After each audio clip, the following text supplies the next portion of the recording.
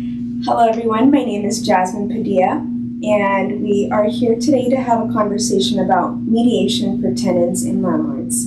We have today Susan Spaudling here with us. Susan has been with the City of Longmont coordinating their mediation program for a little over 15 years, so we are so grateful to have her here and be able to talk about conflict and mediation. Thank you, Jasmine. I'm excited to be here today to talk about my favorite topic, conflict and conflict resolution. We all know conflict happens. It happens between human beings. In the landlord-tenant relationship, conflict can happen in any of a number of ways. The most common one, as we all know, is tenants may fall behind with their rent payments.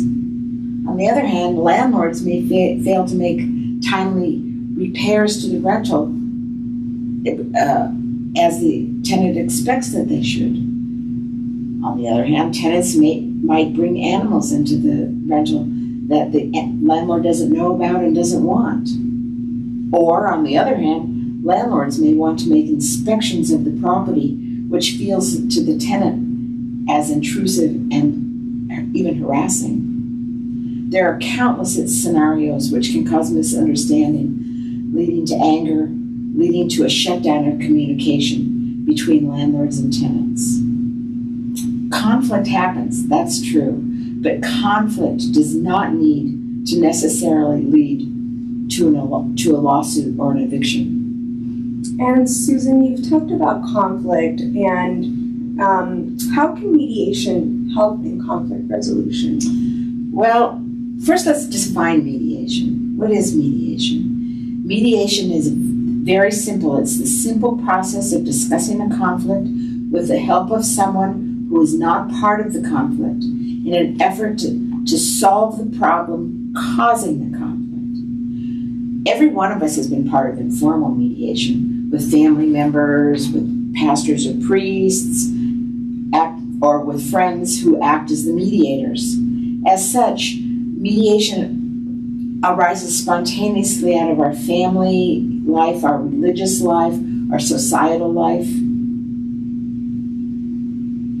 Mediation, thus, is dispute resolution before the legal system gets involved or a legal decision is made. Mediation, guided by neutral mediators, helps people in conflict, looks for reasonable compromise through discussion. Every human society has had designated mediators, religious leaders, clan leaders, family patriarchs or family matriarchs. But in our modern diverse community, most of us do not have such a leader or a mediator in common with each other. Because we don't have those kind of community mediators in common, modern American people have ceded much of the responsibility for resolution of personal conflict to the formal legal system. Addressing conflict through the legal system, though, can be a drawn-out process and is often really out of reach financially for the common person.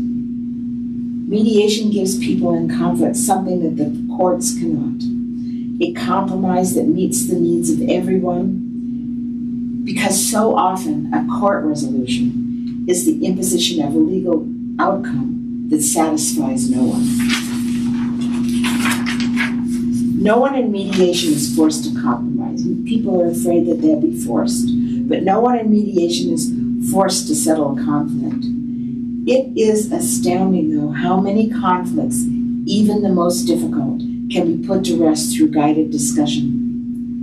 Mediation is often so successful that in many landlord-tenant disputes, a judge will require the landlord and tenant to at least give mediation a try before the judge will hear the case.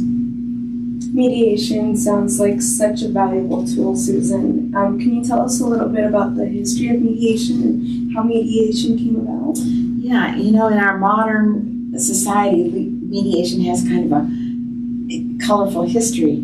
We all know that the hippie movement and the anti-war movement in the 60s introduced many ideas that have grown to be part of our modern life. organic food and agriculture, music festivals, I don't know if the anti-war movement did that, but yes, and community mediation. Community mediation, in fact, comes from the outrageous hippie idea that people have the insight and capacity to actually solve their own problems. Community mediation centers during the 60s sprang up in San Francisco, New York, Chicago, and finally in Boulder. Boulder County has been blessed to have not one but two robust community mediation centers, one in Longmont and one in Boulder. Both have a small staff and a large group of community volunteers, community mediators, people who come from the community, who are not only interested in helping other community members solve conflict, large and small, but who are trained in techniques, listening, helping people in conflict listen to each other, neutrality, that give them the skill to guide people towards an end to their conflict. So, Susan, you've told us a little bit about the history. Thank you so much. I think that's wonderful, and how it started. Can you tell us a little bit about how mediation can help tenants specifically? I'd love to. Tenants, I think, often feel that the landlord has more power than they do. The landlord, after all, can evict them. Tenants often feel that the landlord does not listen to their concerns, and the landlord's only interest is to collect the rent.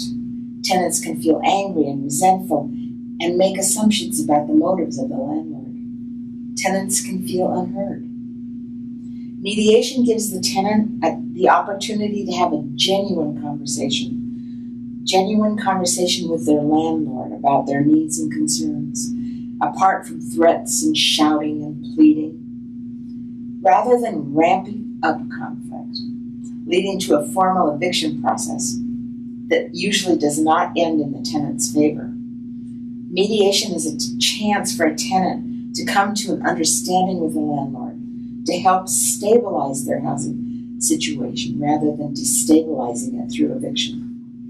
And so you've told us how mediation can be beneficial for tenants, Susan. Can you tell us a little bit about how mediation can also help landlords? Of course. Landlords often feel that tenants have more power in a conflict than they do.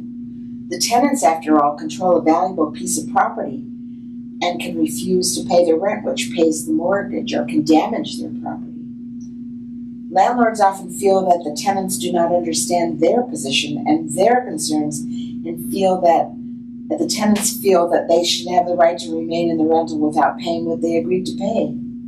Landlords often feel angry and resentful and make assumptions about the motives of their tenants. Landlords, just like tenants, can feel unheard. Mediation gives the landlord the opportunity to have a genuine conversation with their tenants, to try to find a way to continue a tenancy. After all, going to court, paying a lawyer, starting the eviction process, following through, all of this is expensive and stress-inducing for both the landlord and the tenant, often leaving the landlord in a losing position financially. And so what mediation services does Boulder County offer? Well, there are, as I mentioned earlier, there are two mediation services available in Boulder County. Both mediation services are taxpayer funded and are offered free to residents. Community Mediation and Resolution Center in Boulder provides mediation services to the city of Boulder and to residents in the county, apart from the city of Longmont. Longmont Mediation Services provides mediation services to the city of Longmont. It also conducts a monthly landlord and tenant training alliance program that is free and open to everyone, including those outside of Longmont. If anybody listening is interested in signing up for a monthly reminder of the training program, they can go to the city website. I hope this brief introduction is helpful. Please, if anybody is listening to this and is having a conflict, either as a landlord and a tenant, contact the mediation services to discuss your particular situation. Thank you so much, Susan. We really appreciate the information on conflict resolution, mediation services, and what Boulder County specifically has to offer. If anyone has any questions or would like to reach out, both City of Longmont and City of Boulder contact information is on the screen here behind Susan.